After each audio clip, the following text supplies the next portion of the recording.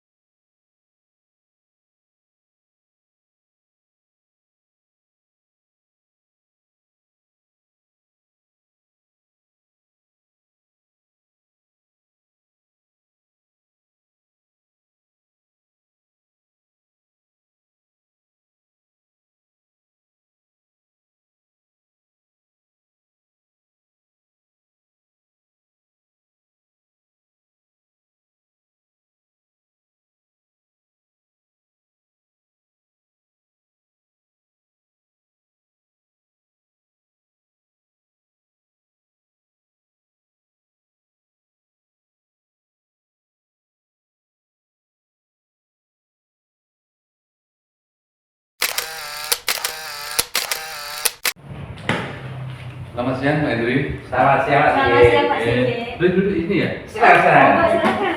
Oke, silakan Pak Hendri untuk coaching hari ini bisa dimulai. Baik Pak Sigit, terima kasih. Selamat siang Bu Ase. Selamat siang Pak Hendri. Bagaimana kabarnya Bu Ase? Alhamdulillah baik. Terima kasih Bapak Hendri mau hadir di sini untuk membantu permasalahan saya. Iya Bu, sama-sama Bu. Saya sebagai teman sudah kewajiban saya membantu Bu Ase dalam menyelesaikan masalah. Nah, apa sebenarnya menjadi tujuan dari diskusi ini Bu Ase? Baik Pak. Gini loh Pak Hendri, setelah supervisi kelas tadi, pasti banyak catatan dari pembelajaran saya. Jadi saya ingin berdiskusi dengan Bapak untuk membantu saya. Begitu Pak Hendri. Oh, baik-baik Bu Ase. Terus apa yang nanti didapatkan dari diskusi ini? Saya ingin setelah diskusi ini nanti saya dapat menemukan solusi dan kesulitan saya dalam mengajar di kelas. Baik.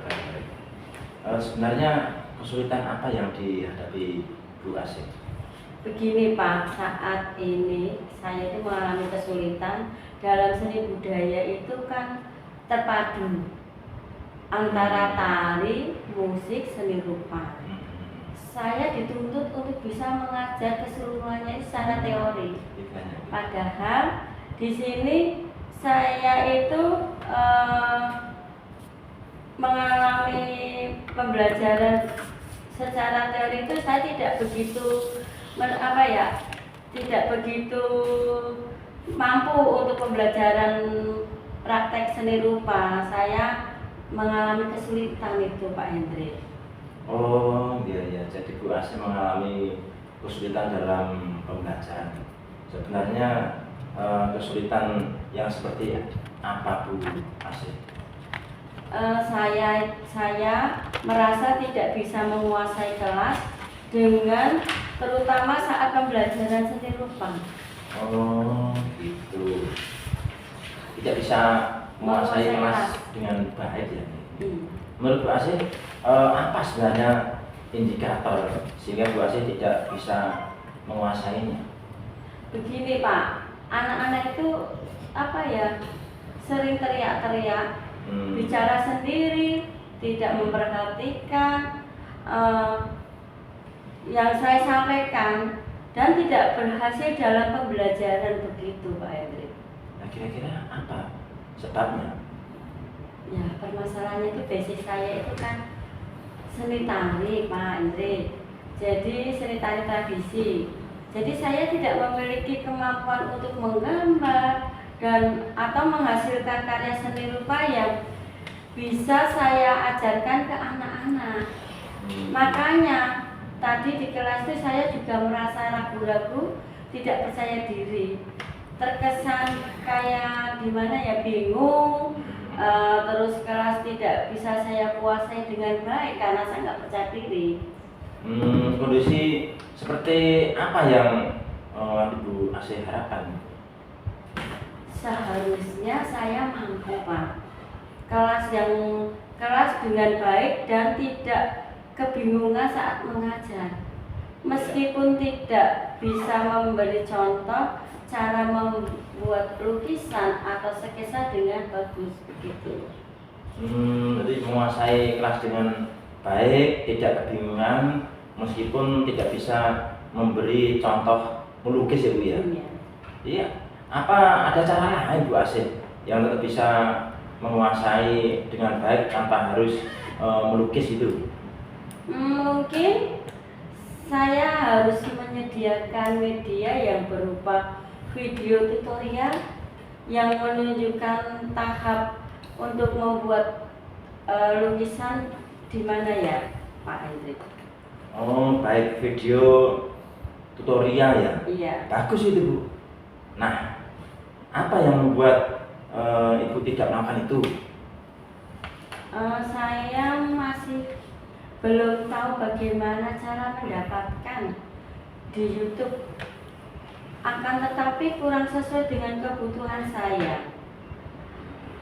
tahap-tahapannya tidak sesuai dengan skenario pembelajaran saya, Pak Hendrik. Begitu. Oh, jadi Ibu tidak tahu mendapatkannya ya? Iya. Di YouTube kan tidak ada tapi tidak sesuai ya? Iya. Jadi mungkin ada alternatif lain yang bisa Ibu lakukan agar Ibu punya ide terkait dengan video pembelajaran yang sesuai dengan Ibu inginkan itu. Ada, Pak. Sebenarnya saya bisa minta bantuan Pak Riyadi untuk membuat video tutorial sendiri. Beliau kan guru seni yang basicnya seni rupa. Begitu Pak Hendrik. Oh, minta tolong sama Pak Riyadi ya? Iya. Menurut Bu Asih, apa saja yang akan Bu Asih buktikan untuk itu? Saya bukti skenario atau storyline, media dan alat melukis, alat merekam tempat, dan yang tidak kalah pentingnya adalah kesediaan Pak Riyadi untuk membantu saya.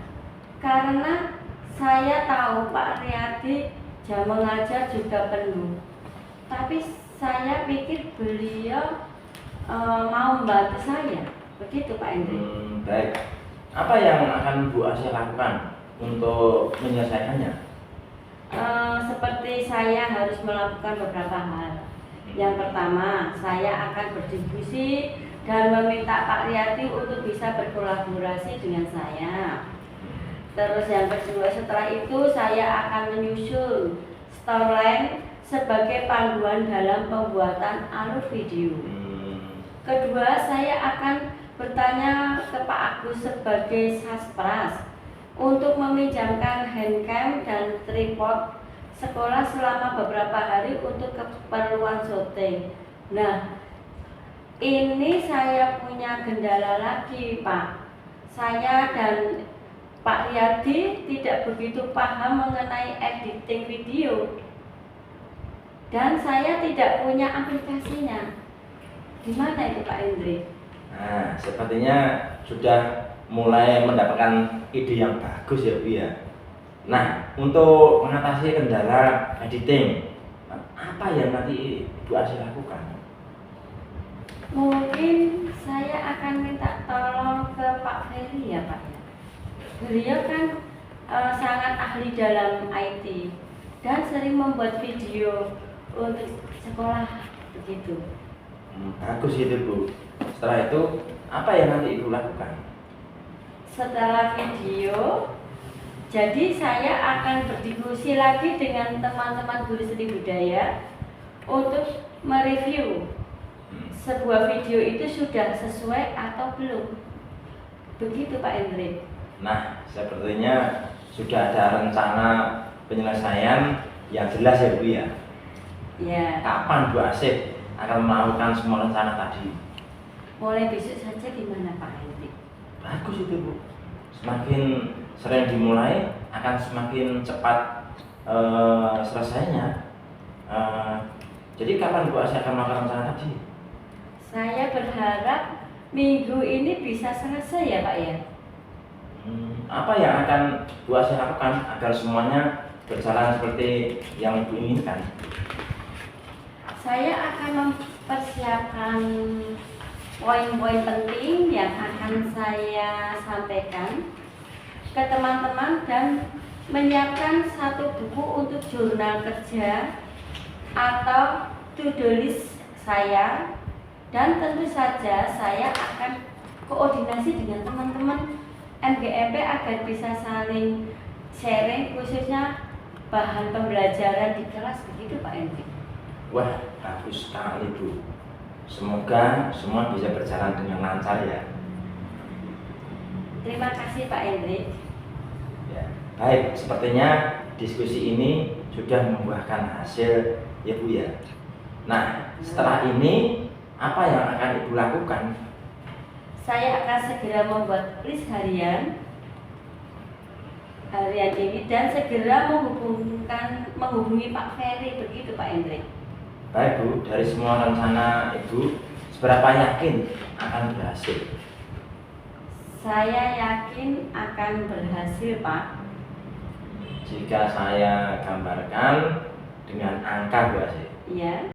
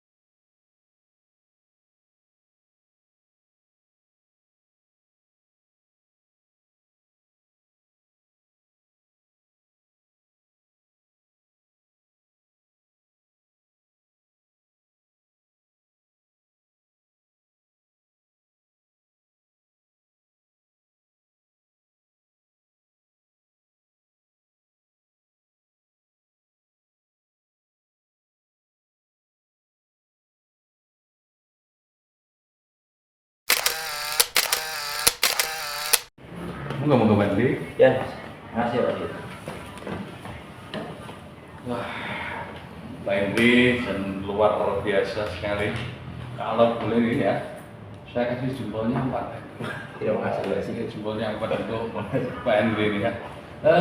Tarik nafas dulu, lalu habis coaching dulu Pak Hendri tadi kelihatan agak-agak siap. sedikit agak gugup, agak nervous ya. Tarik nafas panjang, bareng-bareng. Oke, biar agak tenang Pak Hendri ya. Bagaimana Pak Hendri ya? Iya Pak, alhamdulillah akhirnya selesai juga coachingnya. Terima kasih Pak Asih. Bagaimana coaching tadi Pak Asih ini? Bagus sekali Pak Hendri, hebat sekali. Jadi saya melihat Bapak itu sudah melakukan coaching dengan baik. Dialeknya mengalir, suasananya relaks, dan banyak diungkapkan coaching dalam menyelesaikan masalahnya. Jadi tadi Bapak di awal ingin fokus mengajukan pertanyaan yang berbobot. Nah, Pak Hendri, ya, saat coaching tadi ada hal baik apa yang Bapak peroleh? Gini Pak Asih, saya merasa tadi sudah konsisten dalam mengajukan pertanyaan-pertanyaan berbobot, Pak. Pertanyaan-pertanyaan terbuka dan fokus pada poin-poin penting, kata-kata kunci yang diungkapkan oleh coach saya. Saya juga merasa ada di jalur yang tidak keluar dari konteks pembicaraan tadi. Iya betul sekali Pak. Jadi saya juga merasakan hal yang sama. Jadi saya juga merasakan itu Pak. Nah, ada hal lain yang menurut Pak Hendri mungkin agak lemah dan perlu ditingkatkan dari Pak Hendri.